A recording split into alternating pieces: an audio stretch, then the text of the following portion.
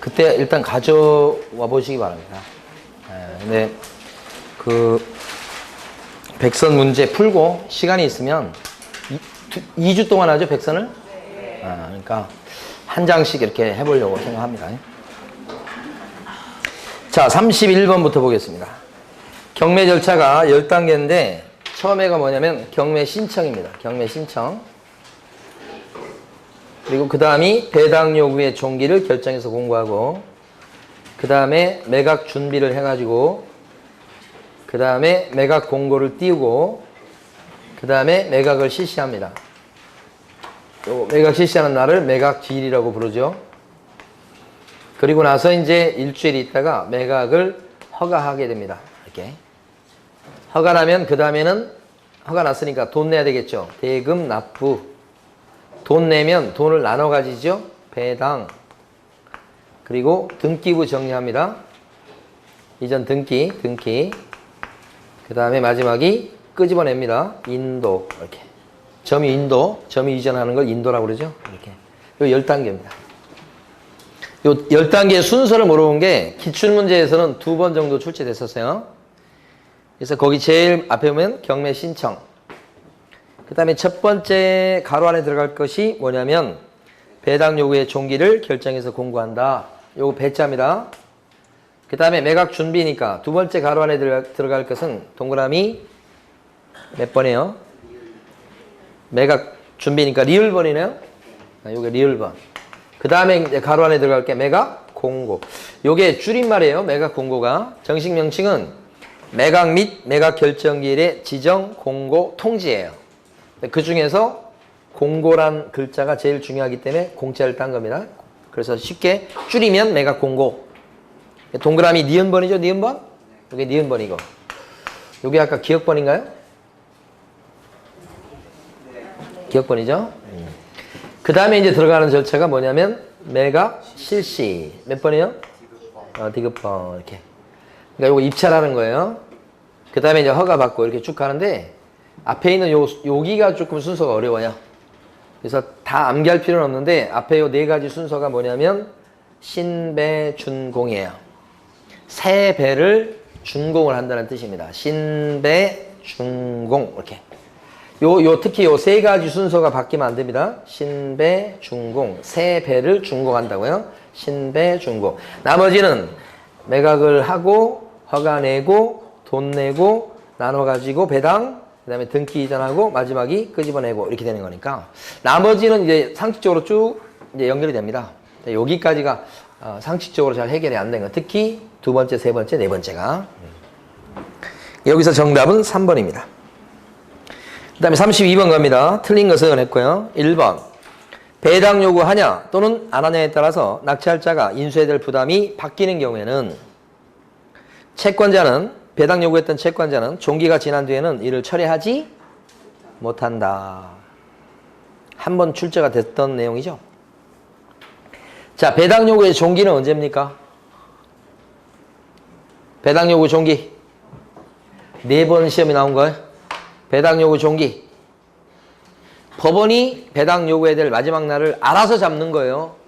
법원이 알아서 잡는데 대신 법원은 요 첫 번째 경매하는 날, 첫 번째 매각길 있죠? 요 첫 번째 경매하는 날 이전으로 잡도록 돼 있어요. 이전으로. 왜냐면 첫 번째 경매하는 뒤에, 요 뒤로 종기를 잡아버리면 입찰 들어간 사람이 계산이 안 돼요. 계산이 확정이 안 된다고. 이 사람이 배당 요구를 할지 안 할지 모르는 상태에서 어떻게 입찰 금액을 적을 것이요? 정할 것이요? 응? 이 사람이 배당 요구 할지 안 할지 모르는 상태에서 어떻게 입찰가를 정하냐고요.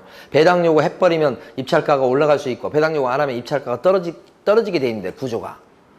그러니까 늦어도 요 첫 번째 경매하는 날 그 전에 이미 계산이 끝났어야 돼. 배당 요구 할지 안 할지가 결정이 나 있어야 된다고. 그래야 여기서 입찰 금액을 적을 수 있다고. 그러니까 요게 마지노선이야. 첫 번째 매각기일 전이요, 전. 이전. 4번 나왔다고, 4번. 그 다음에 2번. 허가할 매수 가격의 신고 없이 매각기일이 최종적으로 마감된 때는 이렇게 돼 있죠. 허가할 매수, 이거 익혀두셔야 돼. 허가할 매수 가격의 신고 없이 매각기일이 최종적으로 마감된 때를 우리가 줄여서 쉽게 얘기할 때 유찰이라고 얘기하는 거야, 이걸. 근데 시험에는 절대 유찰이라고 안 나와. 지금 니은번처럼 나오지. 조문처럼. 이걸 여러분들 어떻게 이해하셔야 돼? 아무도 안 들어왔구나 이 말이에요. 그때는 법원은 최저 매각 가격을 상당히 낮추고 무슨 기일을 잡아야 돼? 재요, 세예요. 세매각 기일이야. 재매각 기일은 언제 재매각 기일을 하는 거예요? 언제? 재매각 기일과 세매각 기일을 구별하셔야 되잖아. 그게 맨날 나오는 것 중에 하나잖아요. 그럼 세매각과 재매각은 구별해야 되는데 재매각은 언제가 재매각이냐고. 언제가 재매각이냐고요. 어? 언제가? 돈 안 냈을 때가 유일하게 재매각이라고 그랬잖아요. 대금 납부 안 한 거요. 돈이 뭐라고 그랬어요? 재산이라고 그랬잖아요. 돈이 재산이니까 돈 안 냈을 때, 대금 납부 안 했을 때만 뭐라고요? 재매각이에요. 나머지는 전부 다 뭐예요? 세매각이에요. 언제가 재매각인지 모르면 안 된다고. 어떻게 합격하려고 그래? 재매각 이렇게 하면 뭐예요? 돈이 재산이다 생각하셔야 돼. 돈 안 내면 재매각. 이렇게. 나머지는 다 세매각. 그러니까 여기서 지금 동그라미 2번은 유찰이니까 여기 지금 돈 안 낸 거에 안 들어가잖아요. 그러니까 재매각이라고 하면 안 되지. 무슨 매각? 세매각 이렇게 하셔야 돼. 3번에 보면 매각하는 방식이 세 가지죠. 호가경매, 기일입찰, 기간입찰 이렇게 세 가지 맞는 겁니다. 4번 농지를 경매로 취득했을 때는 경매로 농지를 취득할 때는 농지증이 있어야 되죠. 농지증 언제 갖다 내는 거예요, 여기서? 바로 요때. 그죠? 매각 결정기. 응? 매각 결정기일 때 대금을 갖다 내는 거예요. 응? 결정기일 때 농지증 요때 갖다 내는 거예요. 요때. 결정기일요. 농지증. 요때 갖다 내는 거야. 농지증. 결정기일. 결정기일. 이게 옛날 일본 말로 하면요. 요게 입찰기일이야. 이게 낙찰기일이고 입찰, 낙찰 이렇게 돼요. 근데 일본말 쓰기 싫으니까 고쳤어. 어떻게 고쳤어? 매각기일. 요거 매각 결정기일. 그러니까 잘 와닿지는 않아. 그래도 우리가 인내심을 가져야 돼. 그렇죠? 이 일본의 이런 잔재가 우리나라에서 사라지려면 아마 뭐 100년, 200년 걸릴 수 있어. 당장 안 돼. 저만 해도 어떤 일이 있으면 일본말 많이 나와. 이빠이 이런 말 되게 많이 쓴다고. 이빠이 돌려 이렇게 하잖아. 이게 언제 없어지겠어? 안 없어져. 어릴 적부터 그 말을 들어가지고 이게 없어지겠어요? 지금도 여기 경매 용어가 입찰, 낙찰 그렇게 써요 거의. 일본 말이에요. 낙찰자 이렇게 쓰잖아. 우리가 낙찰 받았다 그러잖아요. 일본 말이라고 낙찰자가. 우리는 낙찰자 대신에 우리 용어는 뭐예요? 우리 용어는 낙찰자라고 하는 건 일본 용어라고. 그래서 바꿨다고. 우리 용어는 뭐예요? 이거 들어보셨잖아. 매수인. 낙찰자는 매수인으로 바꿨어요. 그러면 일반 매매에서 산 사람도 매수인, 경매에서 낙찰을 받은 사람도 매수인. 그런 거예요. 그러니까 눈치를 잘 봐야 돼. 이게 일반 매매에서 매수인인지 경매에서 낙찰자 매수인인지 감으로 잘 구별하셔야 되지. 이게 참 한계가 있는 거예요. 그래도 우리는 뭐예요? 인내심을 갖고 매수인 이렇게 써야 돼요. 그러다 보면 언젠가는 익숙해진다고. 도로명주소도 그래. 처음에 이게 도로명주소 나왔을 때 익숙치 않아. 무슨 뭐 상도로 몇 길 이런 거요. 익숙치 않아. 그래서 처음에는 이게 잘 적응이 안 돼. 근데 요새는 조금 적응이 되는 것 같기도 해. 시간이 필요해. 뭐든지 보면. 마찬가지. 자, 어쨌든 매각 결정기일에 제출하지 못하면 어떻게 해요? 못 갖다 내면 어떻게? 불허가. 불허가 나면 다시 할 수밖에 없죠? 그때 다시 하는 것도 세매각, 재매각. 이거 틀리면 혼날 거야. 이때 다시 하는 것도 세매각, 재매각. 세매각. 돈 안 냈을 때만 재매각이라고 그랬잖아. 그죠? 그래서 맞아. 이때는 저감이 있을까 없을까? 동그라미 4번. 저감이 있어 없어? 없다. 그죠? 저감이 되는 건 어떤 경우만 저감? 동그라미 2번. 유찰. 유찰을 안 하고 그렇게 나온다고 그랬죠? 그때만 저감 상당히 낮추어. 그때만 상당히 낮추는 거야. 나머지는 저감 되는 게 없어. 유찰됐을 때만 저감이요. 5번 매각기일 2주 전까지 매각기일과 매각결정기일을 공고해야 된다. 이거예요. 이거. 이 공고가 요 매각기일로부터 언제 공고돼요? 2주 전 공고. 여기에 2주 전 공고. 공고 나오면 뭐예요? 2주 전 공고. 공고 나오면 뭐예요? 2주 전 공고. 이렇게.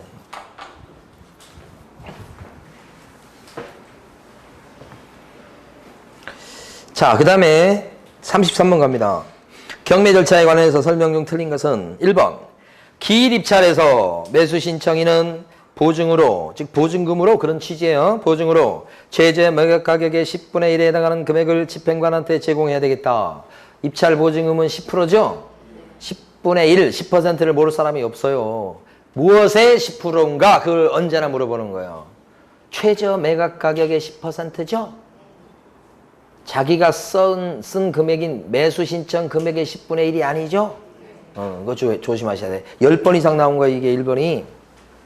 1번 여기서 맞아요. 2번. 공유물 지분이 경매되는 경우 공유자는 매각 기일까지 보증을 제공해서 최고가 매수 신고 가격과 같은 가격으로 채무자의 지분을 우선하여 매수하겠다는 신고를 할 수 있다. 무슨 말인지 하나도 모르겠죠? 기출문제 지문 그대로입니다, 이게. 자, 요게 지금 집이에요. 주택이라고요. 근데 여기 지금 A하고 B가 이 집을 절반씩 지분을 갖고 있어요. 이렇게. 이 집을 부부예요. 남편, 아내 이렇게. 보통 이렇게 2분의 1 지분씩 갖고 있는 경우가 꽤 많아요. 그런데 이렇게 지분을 갖고 있으면 그 지분권자 중에 보통 보면 사고 치는 사람이 늘상 나와. 둘 다 사고 치진 않아. 이상하게. 꼭 한쪽이 사고 쳐. 자, 이쪽이 사고 칩니다. 아내가. 예? 사고 친 게 뭐야? 아내 지분에 대해서 가압류가 들어와요. 압류 등기가 돼요. 세금 안 냈다고 해서 막 이렇게. 아내 지분에 대해서 사채를 써서 건드랑이 들어와요. 막 이렇게. 이게 사고 친 거예요. 남편은 깨끗해요. 아내가 막 사고를 쳤어. 그러면 이 사람들은 어떻게 해요? 결국 돈을 못 받을 것 같으면 경매로 넘기죠. 뭘 경매 넘기죠? 요 집의 절반 지분을 경매 넘기는 거야. 이게 지분 경매예요. 그러면 이제 감정평가를 하겠죠? 경매 넘길 거니까. 그러면 감정평가하면 감정가가 나오겠죠? 이렇게. 그러면 이게 전체를 감정평가하니까 이 집이 아파트가 10억짜리야. 그러면 그 절반은 요 2분의 1 지분이 경매 넘어갔으니까 그때 감정가는 얼마로 잡힌다? 5억으로 잡히는 거예요. 절반만 취득하는 거예요. 절반만, 요거 부분만. 그러면 감정가가 5억이면 첫 번째 경매할 때는 최저가가 얼마로 잡혀요? 5억으로 잡혀요. 첫 번째 경매하는 날이요. 요 지분 경매요. 5억으로 잡혀요. 그러면 5억 원 포함해서 그 이상 써내보라 이런 얘기지. 그랬더니 A가 들어왔습니다. A가 얼마를 썼냐? 5억 2천을 쓰고 들어왔어요. 다른 사람 안 들어왔어. 그러면 이 5억 2천을 쓴 A가 어떤 사람이 되는 거예요? 최고가로 매수하겠다고 신고한 사람. 실무적으로는 최고가라고 해요. 최고가가 된 거예요, 이 사람이. 이 사람이 최고가 됐어. 그런데 여기서는 A라는 사람과 이거 A 그만 안 되지. 바보처럼. 이거 C예요. 여기 A고 남편이 A고 그러면 요 C라는 사람이 요 아내 지분을 가져가게 되는 거예요, 지금. 그죠? 그러면 이게 지금 지분이 경매 넘어갔을 때 지분권자가 엉뚱한 사람으로 딱 바뀌는 거 바람직하지 못하단 말이에요. 오히려 지분이 주는 게 좋아요. 그래서 우리 법에서는 이렇게 요 지분이 경매에 넘어가죠? 그럼 이 사람도 들어올 수 있어요. 그런데 요때 남편이 낙찰 받을 때 우선권을 갖게 만들어 놨어요, 법을. 그럼 남편은 요 지분 경매되는 날, 보증금을 들고 법원으로 가야 돼. 보증금 얼마예요? 5억이 감정가, 최저가니까 10%인 5천만 원 들고 가야 돼. 5천만 원 돈을 갖다가 만들어 갖고 그 돈을 들고 이 법원에 가. 가서 딱 보니까 이 사람이 1등이 돼 있어, 지금. 그러면 집행관 아저씨가 물어봐. 우선 매수 신고하실 분 있냐고. 왜냐면 지분 경매임이 기록에 나오면 꼭 물어봐. 우선 매수 신고하실 분은 남편 어떻게 해? 손 들고 나가면 돼. 남편이 손 들고 나가면 남편은 이 사람이 최고가가 쓴 금액 5억 2천으로 남편이 낙찰을 받게 돼. 남편은 5억 2천을 얘기 안 해도 손 들고 나가는 순간에 남편은 요 금액이야. 이 사람도 이 금액이고. 그렇지만 법에 따라서 이 사람이 낙찰자가 돼요. 이 사람은 자동적으로 2등이 돼요. 같은 금액인데도 이 사람 우선권을 주는 거야. 이 사람이 누가 돼요? 차순위 매수신고인이 자동적으로 돼. 자동적으로. 그럼 이 사람 입장에서는 자기가 1등인 줄 알았더니 갑자기 손 들고 나온 사람 남편 때문에 2등으로 밀렸잖아. 기분이 안 좋잖아. 그래서 뭐야? 나는 차순위자 안 할래 라고 포기할 수가 있어야 되는 거예요. 일단 자동으로 되게 만들어놨으니까. 이 포기하는 것을 시의 매수신청 대리인 갑이 대신할 수 있을까 없을까? 포기하는 거. 그게 그 우포할 때 포가 2포야. 되게 복잡해서 설명드리지 않았어. 그거 몰라도 맞출 수 있으니까 설명 안 드린 거야. 그러나 사례가 나왔으니까 드디어 처음이자 마지막으로 설명드리는 거야. 이게. 이 포기가 그 포기야. 차순위자인데 나 안 할란다 이렇게 포기하면 이 사람 돈 보증금 찾아서 집에 가면 돼. 그래서 이 사람이 낙찰자가 되는 거야. 이게 우선권을 주는 거지. 근데 만약에 이 사람이 있으니까 손 들고 나가서 이렇게 됐지만 이 사람이 혹시 없다고 생각해봐. 아무도 안 들어왔어. 그런데 보니까 지분이니까 집행관 아저씨가 물어봐. 우선 매수 신고하실 분, 만약에 남편이 5천만 원 돈을 들고 손 들고 나가면 최저가인 5억으로 받는 거야. 아무도 안 들어왔으니까 최저가대로 받는 거야. 5억 이렇게 되는 거지. 남편이. 그러면 우선 매수 신고하실 분, 그러면 돈 들고 나가야 되겠어? 아니면 집에 가야 되겠어? 우선 매수 신고하실 분, 아무도 안 들어왔어요 지금. 우선 매수 신고하실 분 이렇게 손 들으라고 그러니까 남편이 손 들고 나가야 되겠어? 아니면 집으로 가야 되겠어? 집으로 가야지. 어차피 아무도 안 들어왔으니까 한 달 뒤에 할 때는 이게 20%가 떨어져. 여기 같은 경우는 30% 떨어지는 거예요. 30% 떨어진다고 쳐봐. 그러면 얼마가 떨어진 거예요? 30%. 1억 5천 떨어지는 거야. 다음에 갈 때는 더 싸게 나오는데 이제 얼마가요? 4억 5천 나왔을 거 아니야. 이거 30% 떨어지면 3억 5천 이렇게 나왔을 거 아니에요. 그러면 남편은 이때 또 뭐예요? 돈 들고 또 여기 또 와. 그래서 아무도 없어 지금. 아무도 안 들어왔네. 이때도 아무도 안 들어왔어. 그럼 어떻게 해? 우선 매수 신고하실 분? 그럼 어떻게 해야 돼? 손 들고 나면 안 돼. 그냥 바로 집에 가야 돼. 집행관 아저씨가 왜 왔다 그냥 가냐고 묻지도 않아. 빨리 가야지 빨리. 들키기 전에. 이게 우선 매수 신고예요. 자, 그러면 그걸 갖다가 이제 한번 다시 읽어봐. 2번을 정신을 차리고. 공유물 지분이 경매되는 경우. 아내의 2분의 1 지분이 경매 넘어갔을 때 이 말이야. 자, 공유자는 이게 남편 얘기하는 거야. 다른 지분권자인 공유자 남편은 매각 기일까지 입찰 날짜요.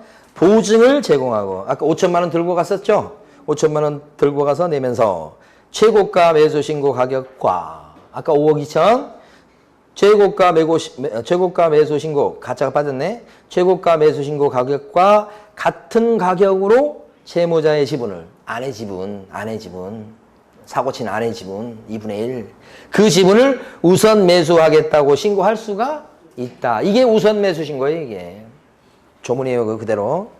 3번 차순위 매신고는 신고액이 최고가 매수 신고액에서 보증금을 뺀 금액을 어떻게 넘었을 때만 할 수가 있다. 그렇죠? 가격차가 너무 많이 나면 안 되기 때문에. 4번 2명 이상이 공동으로 매수 신청하려고 했다 그랬을 때 집행관에게 공동입찰 허가를 받아야 되겠다. 공동입찰 들어올 때는 허가 받는 게 아니고 신고서만 적어내면 돼요. 옛날에는 공동입찰 들어올 때 담합을 할까봐 허가를 받도록 했었어요. 집행관의 허가. 지금은 신고하면 끝이에요. 아직까지 한 번도 출제된 적이 없어요. 그런데 법이 바뀐 지 좀 됐습니다만은 중요한 변화입니다, 이게. 그래서 신고라고 꼭 알아두셔야 되겠다. 5번. 채무자가 임의로 부동산을 인도하지 아니한 경우. 자, 주인이 안 나가. 그럼 어떻게 해요? 매수인은 매각 대금을 완납하면 소유권을 바로 즉시 취득하죠? 그러니까 돈만 냈어도 이미 소유권자가 됐죠. 근데 옛날 집주인이 지금 안 나간다고? 그럼 뭐라고? 큰 소리 칠 수 있죠? 빨리 나가라고. 그래도 안 나가면 법원 판사한테다가 이 사람 좀 끄집어내 주십시오 라고 신청한다고. 그게 인도명령 신청이야. 이때는 돈 낸 날부터 6개월 이내에 신청해야 돼. 6개월도 기억을 해주셔야 돼. 6개월 내 인도명령 신청해서 끄집어낼 수 있다. 34번요. 틀린 것은 1번. 매각 결정기일은 매각기일로부터 일주일 이내로 정해야 되겠다. 그랬어요. 응? 매각 결정기일은 요거 결정기일이잖아요. 매각기일로부터 언제까지요? 일주일 이내 이렇게 한다고. 일주일 이내 이렇게. 맞습니다. 2번. 배당 요구의 종기는 첫 매각기일 이후로 법원이 정하여 공고한다. 이후입니까? 배당 요구의 종기는 법원이 정해서 공고하죠. 근데 배당 요구의 종기는 늦어도 첫 번째 매각기일 이전으로 잡혀야 되잖아요. 출자한 사람은 무조건 반대말 쓰는 거예요. 다르게 출자하는 방법이 없어요. 이전이니까 뭐라고 바꿨어? 이후. 아까 이거 했었던 거잖아요. 첫 매각기일 이후로 잡으면 계산이 안 잡힌다고 그랬죠? 그래서 이전 이렇게. 4번 나왔다고 말씀 4번. 배당 요구 종기에 대해서 물어본 게. 그 다음에 3번. 경매를 통해서 허가구역 내 농지를 취득하고자 했을 때 토지거래허가를 받을 필요가 없다. 경매를 통해서 허가구역 내 농지를 취득할 때 토지거래허가증은요. 경매 그러면 토지거래허가증은요. 필요 없죠. 왜요? 토지거래허가는 소유권과 지상권을 건드리는 유상계약일 때 받는 거잖아. 이거 유상계약 아니잖아요. 이거. 필요 없죠. 경매다 그랬을 때 농지증은요. 필요하죠. 경매라도 농지증은 필요하죠. 허가증은요. 토지거래 허가증은 필요 없고. 잘 두 개 중요한 거예요. 4번. 매수 신고가 있은 뒤에 경매 신청을 갖다가 취하했을 때는 최고가 매수 신고인과 차순위 매수 신고인의 동의를 받아야 그 효력이 생긴다. 그랬어요. 맞습니다. 이건 아직 안 나온 건데 시험에 나온 건 뭐가 나왔었냐면 여기 매수 신고했던 사람, 매수 신청했던 사람이요. 취하를 하잖아요. 그러면 취하를 하는 순간에 경매 신청에 따라서 생겼던 경매 등기, 그 경매 등기에 따른 압류 효력이 자 취하를 하는 순간에 풀린다 이 말이에요. 다시 한번 경매 붙였던 채권자가 뭐 돈을 갖다가 받았는지 이자를 받았는지 하여간 경매 신청했던 걸 취하를 하잖아요. 그러면 경매 신청을 통해서 생겼던 압류의 효력이 어떻게 된다고요? 풀린다. 언제 압류 효력이 생기죠? 경매 등기된 때 아니면 송달된 때. 뒤에 지문에 나오잖아요. 그러니까 처음에 요 경매 등기게 된 때 아니면 송달된 때 둘 중에 빠른 시점에 압류력이 생겨. 근데 경매 신청했던 사람이 이자 받아먹고서 그걸 취하해줬어. 그러면 압류 효력이 어떻게 돼요? 소멸된다. 이렇게 된다고. 자, 그 다음에 근데 그때는 요 최고가 이런 사람이 없었을 때는 마음대로 취할 수 있어요. 그러면 풀려요. 근데 여기 지금 최고가가 나타났어. 그러면 마음대로 취하 못합니다. 채권자라도. 이 사람이 어떻게 해줘야 돼? 오케이 해줘야 돼. 이 사람의 동의가 있어야 이 취하가 되는 거예요. 그러니까 최고가라든지 차순위자가 나타나버리면 아무리 채권자지만 마음대로 취하할 수가 없게 돼요. 그게 이제 동그라미 4번이에요. 그러니까 시험 문제는 두 단계로 출제가 된 겁니다. 취하를 하면 압류효력은 소멸돼. 거기까지가 출제되는 부분이에요. 두 번씩이나. 그런데 최고가라든지 차순위자가 나타나버린 상황이면 그때는 함부로 채권자로도 취하를 못하죠. 뭐가 필요해요? 동의가 필요하다 이 말이에요. 5번. 불허가 결정으로 새 매각길이 지정되면 최저 매각 가격은 저감되지 않는다. 불허가는 저감되는 게 어떤 경우만 저감된다고 그랬어요? 유찰됐을 때만 저감된다고 그러지. 나머지 저감되는 게 없어. 아무도 안 들어올 때만 저감되지. 그러니까 5번 저감되지 않는다. 맞죠? 35번이요. 정답은 4번이고 경매 입찰에 참가할 수 있는 사람.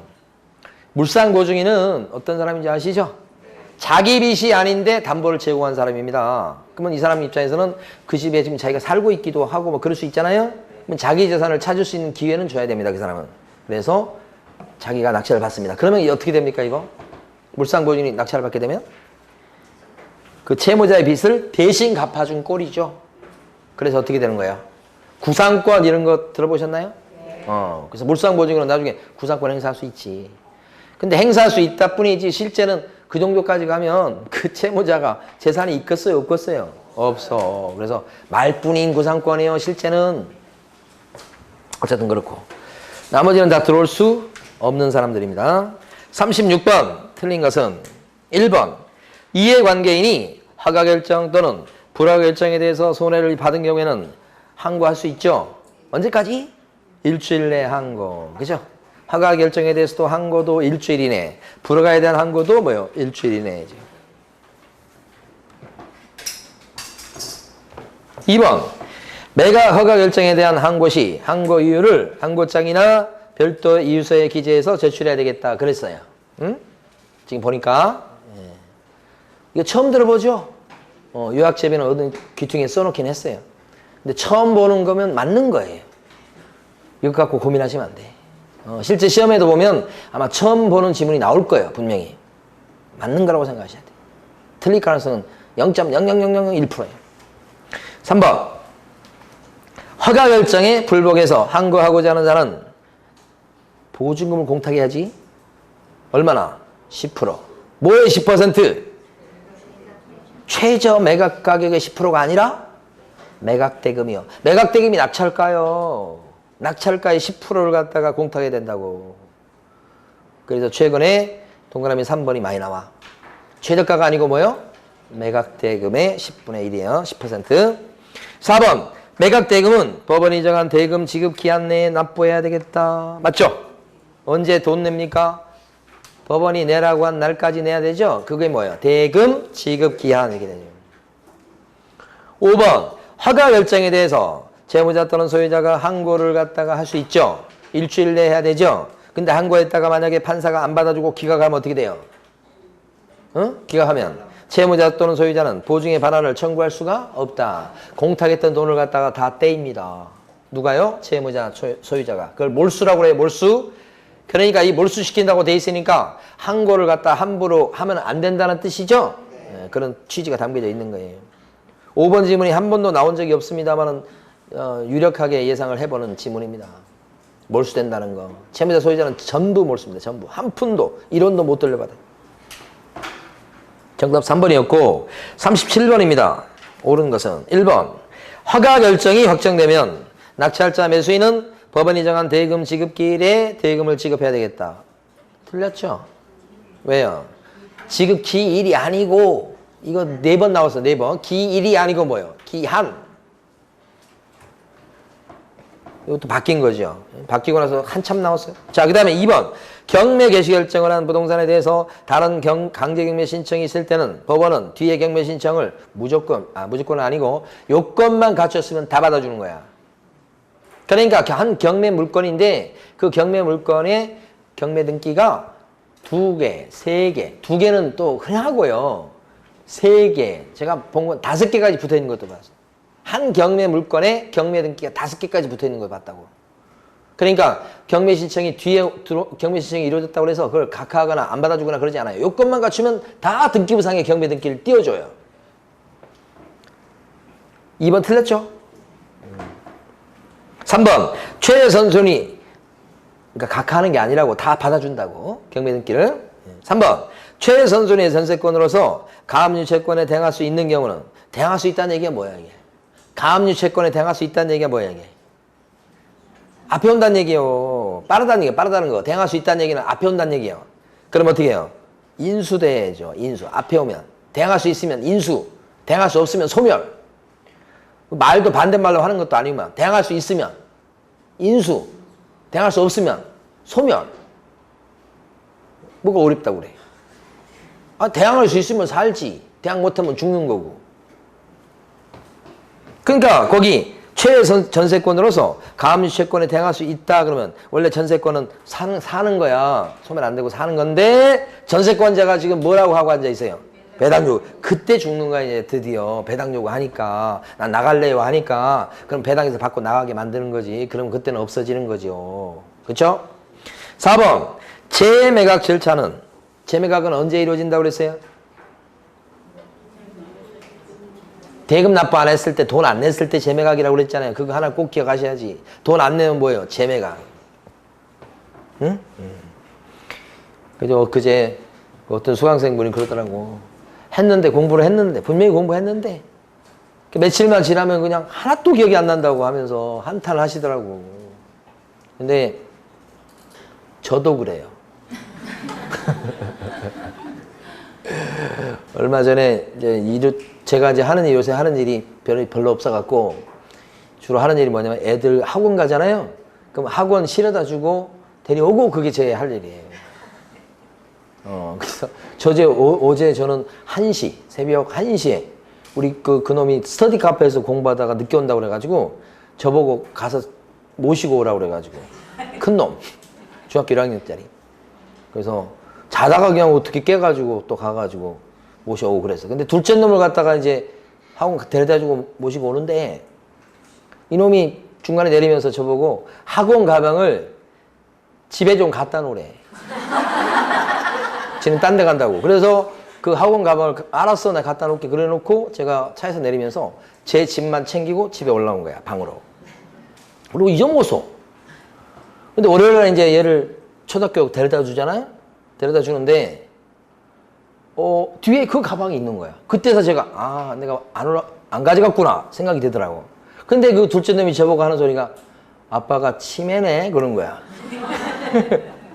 왜냐면 집에 바로 가기 전에 자기가 내리면서 그 방에다 갖다 놔, 집에다 갖다 놔 이렇게 얘기했거든요. 그래서 내가, 알았어, 걱정 마. 그러고 방금 주차하고 올라가는데 그 사이에 까먹은 거예요.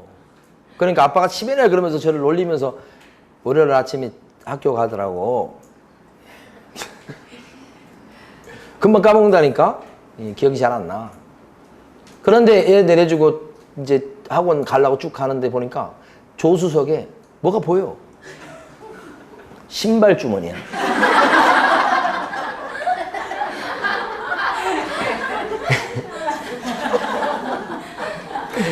그래서 그날 저녁에 제가 너도 만만치 않다. 너는 나이라도 어리지. 근데 신발 주머니 그놈이 한두 번 잊어먹은 게 아니에요, 그게. 응? 신발 주머니 잊어먹을 때가 있고, 아예 그냥 그 실내 신발을 잊어먹을 때가 있고, 어디다 벗어놓고 했는지. 응? 자, 그러면 이제 5번입니다. 아니, 4번입니다. 재매각 절차에서 종전에 정한 최저 매각 가격, 그 밖의 매각 조건을 적용한다는 것은 재매각은 돈 안 내서 다시 하는 거예요. 돈만 안 냈을 뿐이에요. 따라서 저감이 없죠. 종전 최저가로 다시 들어가죠. 그 말이 4번이에요, 지금. 맞네, 4번. 5번. 매수인 낙찰자는 매각대금이 지급되어서 법원 사무관 등이 소유권 이전 득계를 촉탁한 때 매각의 목적인 권리를 취득한다. 촉탁한 때 소유권 취득합니까? 아니죠. 그 전에 훨씬 전에 대금 납부하는 순간에 소유권 취득하는 거 아니요. 대금 납부하는 순간에. 그죠? 5번 틀린 거. 38번입니다. 권리 분석에 대한 얘기입니다. 1번. 낙찰자 매수인은, 매수인이라고 하는 게 낙찰자 의미예요. 유치권자에게 유치권으로 담보하는 채권을 물어줄 책임이 있다죠. 있다. 이걸 잘 혼동을 하세요. 낙찰자 매수인은 자기 빚이 아니어도 책임은 있는 겁니다. 낙찰자니까. 2번. 경매를 신청한 저당권자보다 선순위의 저당권이 존재했을 때 그 사이에 지상권 등기가 되어 있으면 그 지상권은 경락인에게 인수가 된다. 그렇습니까? 이게 지금 결국은 저당권이 있고 이게 A의 저당권이고 B가 지금 중간에 지상권자가 이렇게 있는 거예요. 땅에 대해서. 근데 세 번째가 대출이 또 있는 거지. 그랬다가 이제 누가 경매를 넣겠죠. A든 C든. C가 경매를 넣었다고 해봐요. 이렇게. 그러면 말소 기준이 될 수 있는 것은 하나, 둘, 셋. 지상권은 말소 기준이 될 수 없어요. 이건 그 땅을 그냥 이용하는 거니까. 자, 돈을 목적으로 하는 권리들이 전부 다 이거. 말소 기준이 될 수 있다. 이렇게 세 가지. 될 수 있지만 진짜 말소 기준은 한 개라고 그랬죠. 어떤 거? 제일 빠른 거, 제일 위 거, 제일 위 거. 여기가 말소 기준이니까 없어지는 출발점이에요. 그러면 지상권은요. 뒤에 오잖아. 말소. 얘보다 빠르다. 소용없어. 얘보다 늦으면 죽어. 얘보다 늦으면 죽어. 이렇게. 그래서 인수한다는 말은 거짓말이죠. 그다음 3번. 지상권, 지역권, 전세권 및 등기 등 임차권은 저당, 압류, 감유채권에 대항할 수 있는 경우에는 대항할 수 있다는 얘기가 무슨 얘기라고요? 빠르다는 얘기예요. 앞에 온다는 얘기예요. 근데 앞에 온다는 얘기인데 그거 필요 없어. 대항할 수 있으면 살아. 대항할 수 없으면 죽고. 그러니까 대항할 수 있는 경우니까 매각으로 소멸되지 않는다. 우리 지금 최근에 미국이 하는 것 봤을 때는 미국은 그냥 빼가라고 하고 싶어. 그냥 철수하라고. 근데 철수하면 좀 우리가 좀 불안하니까 지금 그 말을 못하고 있는 거야. 우리가 빨리빨리 부자 나라가 돼서 미군 좀 철수시켜버리면 좋겠어. 그래서 우리나라에 와가지고 무기 사라 그러면 우리가 뭐라, 우리 중국하고도 친하게 지낼 건데 이렇게 해면 그런 시대가 빨리 왔으면 좋겠어. 진짜로. 근데 제일 마음에 안 드는 게 저기 뭐야 집회하면서 미국 국기 들고 집회하는 거 진짜 마음에 안 들어요. 미국이 일본하고 가까웠겠어요? 미국이 우리나라하고 가깝겠어요? 일본하고 가까워요. 자기하고 더 큰 이해관계에 걸려있고 그러니까 일본이 더 힘이 세니까 그리 더 친하지. 우리하고 뭐 더 친해. 우리는 근데 미국 그 성조기 그 들고 정말 이 성조기 찢어버려야 되는데. 자, 틀린 설명했어요. 거기서. 자, 4번입니다. 4번입니다. 매각 부동산의 모든 저당권과 담보 가등기는 매각으로 어떻게 돼요? 없어집니다. 5번. 압류력이 발생된 뒤에 경매 목적물의 점유를 취득한 유치권자는 낙찰자 매수인에게 대항할 수가 있어요, 없어요? 압류력이 발생된, 압류력이 언제 발생한다고 그랬어요, 아까? 경매 등기 또는 송달이라고 그랬죠? 근데 현실적으로는 경매 등기예요. 경매 등기가 된 뒤에 유치권자가 경매의 목적물을 점유, 차지하고 있다면 그 유치권자는 자신의 유치권 가지고 낙찰자 매수인에게 대항할 수가 없다. 유치권자가 자신의 유치권 갖고 낙찰자한테 대항할 수 있으려면 유치권자의 점유가 늦어도 압류력이 발생되는 경매 등기 전에 시작됐어야 된다는 거예요. 이 판례 너무 유명해서 많이 아시죠? 자, 정답 2번이었고 39번. 법원 경매에 의한 부동산 취득 시 매각으로 인해서 소멸되는 권리가 아닌 것은, 그러니까 살아남는 걸 고르란 말이에요.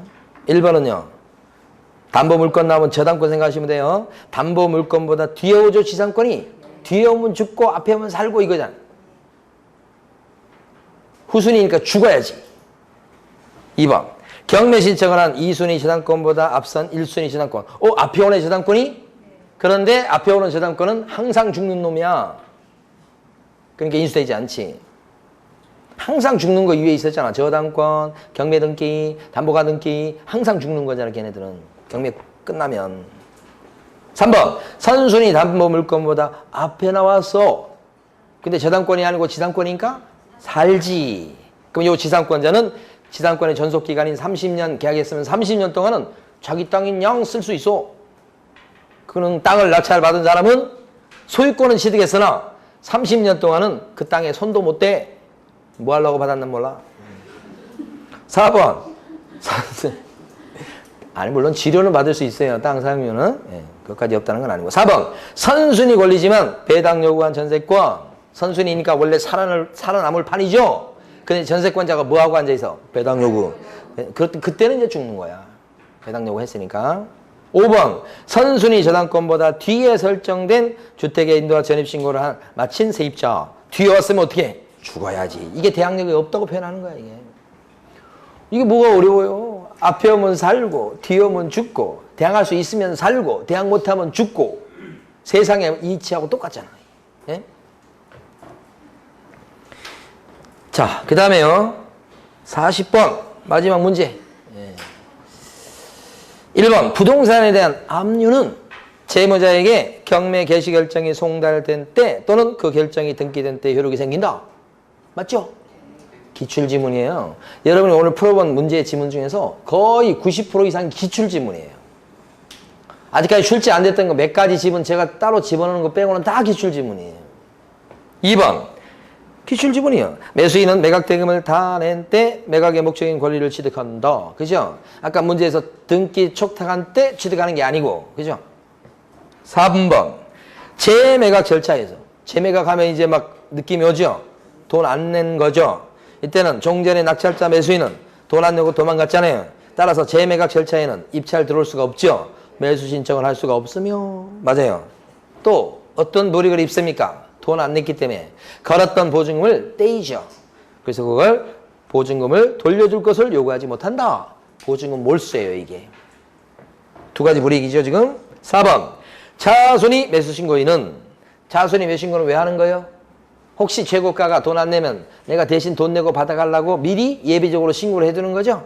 이게 차손이 매수신고죠. 그 차손이 매수신고인은 낙찰자 매수인이 대금을 모두 지급하면 이제는 기회가 없어요. 그럴 때는 더 이상 매수할 책임이 없어요. 기회가 없다는 뜻이에요.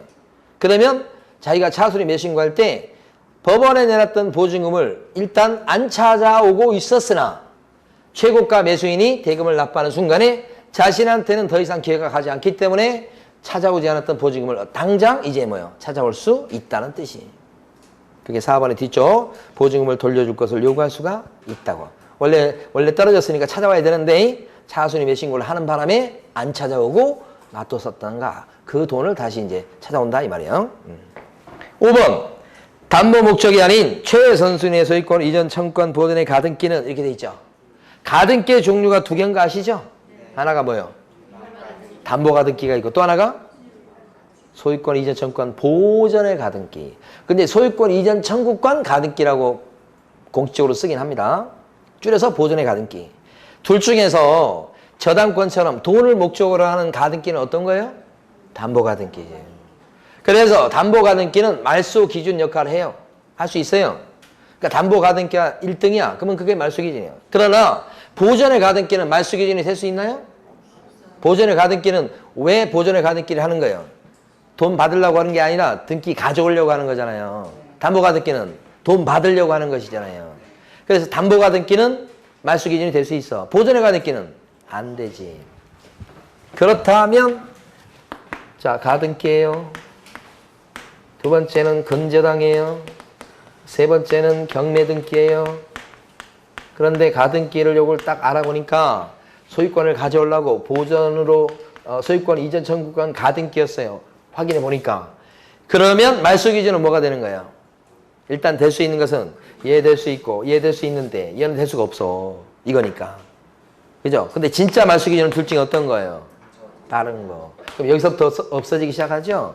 이렇게 되죠. 그러면 이 보존의 가등기는 어떻게 해요? 앞에 오니까 인수지, 인수. 그 인수는 어떤 뜻이 되냐면 만약에 이걸 갖다 이렇게 이런 구조인데 여러분들이 이걸 낙찰 받아봐요. 그럼 여러분 앞으로 등기가 돼요. 이제 낙찰 받으면. 그럼 여러분이 소유권 취득했어요. 일단 이렇게. 그런데 가등기 권리자가 나중에 본등기를 하면 어떻게 되는 거예요? 이 가등기 권리자가 소유권을 취득해버리고 여러분 소유권 날아가 버려요. 그럼 여러분 돈만 냈지 소유권은 잃게 돼요. 그럼 여러분 낸 돈을 어떻게 해요? 찾아와야 되지. 누구한테 가서 부당이 되니까 내놔라 이렇게 해야 돼. 누구한테 가서? 채권자들. 배당에서 받아간 채권자들한테 가서 돈 다 가져와야 돼. 그죠? 그 채권자가 예를 들어서 국민은행이다. 그러면 가져올 수 있어. 국민은행 같은 경우는 공신력 있는 기관이니까 거기서는 버티고 이상한 짓 안 해. 근데 개인들이 만약에 그 배당을 받아갔다고 해봐. 돈 받을 수나 있겠어? 가면 뭐야? 돈 없다고 그럴 거야. 그러니까 소유권 날리고 돈 날릴 수가 있단 말이에요. 그걸 인수한다는 뜻이에요. 위험하죠? 들어가면 안 되겠죠? 그런데 보니까 이게 보존의 가등기가 아니고 담보 가등기야. 그럼 말소 기준이 될 수 있는 것은 다 될 수 있는데 진짜는 뭐예요? 얘지. 제일 빠른 거. 그러면 다 죽죠. 그런 물건에 여러분이 들어가도 문제가 하나도 없죠. 떠날 게 없으니까. 그게 5번이라고 해요. 소멸되지 않는다고요? 인수될 판이라고요? 네. 자, 우리가 2달 동안 8회를 풀었으니까 320문제입니다. 320문제면 문제집 한 3분의 2권 정도 돼요. 320문제면. 그러니까 이것만 해도 합격을 100번 정도 해요. 근데 뭐가 문제예요? 반복해야 돼. 잊어먹어요, 누구나. 다시 해야 돼. 다시 하고. 다시 하고.